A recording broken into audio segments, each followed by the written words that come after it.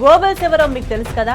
Hitler నిరంకుశ పాలనను సైతం జనరంజక పాలనగా అబద్ధాలు ప్రచారం చేసిన దుర్మార్గుడు. ఇప్పుడు ఆ గోబెల్స్ ను సైతం మించిపోయింది రేవంత్ రెడ్డి సర్కార్. అష్టావక్ర పాలన, అష్టదరిద్రపు కూతలతో అన్ని రంగాల్లో అట్టర్ ఫ్లాప్ అయినా మా పాలనే సూపర్ అని బుకాయిస్తుంది. తన పాపాల నలుపును సైతం తెల్లని తెలుపు అని అడ్డగోలు వాదన చేస్తుంది. ఈ అబద్ధాల ప్రచార పర్వంలో నయా అంకమే ఉద్యోగులకు దగ. ఉద్యోగులకు ఇవ్వాల్సిన 9,000 కోట్ల బకాయిలను ఇవ్వకుండా ఉల్టా వాళ్ళ పిఎఫ్ డబ్బుల్లోంచి 3,000 కోట్లు వాడుకుంది రేవంత్ సర్కార్.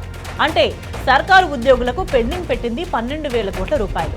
అందులోంచి మెడికల్ బిల్లుల కోసం 180 కోట్లు మాత్రమే విడుదల చేసింది. అంటే కేవలం 1.5% మాత్రమే ఇచ్చింది. ఇంకా ఇవ్వాల్సింది 98.5%. మొత్తంగా 11,800 కోట్లకు పైమాటే. అంటే సముద్రంలో కాకిరెట్టంత అన్నమాట. ఈ మాత్రం దానికే ప్రచారం మాత్రం ఊదరగొడుతుంది. ఉద్యోగులను ఉద్ధరించినట్లు తెగ బిల్డప్ ఇస్తుంది. అయితే నిజం నిప్పు లాంటిది కదా, దాచేయాలి అని చూస్తే కాల్చి బూడిద చేసేస్తుంది. ఇప్పుడు అదే జరిగింది. రేవంత్ రెడ్డి సర్కార్ ప్రచార గారడి తుస్సుమంది. లెక్కలతో సహా ఉద్యోగ సంఘాలు, ప్రతిపక్షాలు నిలదీస్తుంటే ముఖం ఎక్కడ పెట్టుకోవాలో తెలియక తలపట్టుకుంటున్నాడు రేవంత్ రెడ్డి.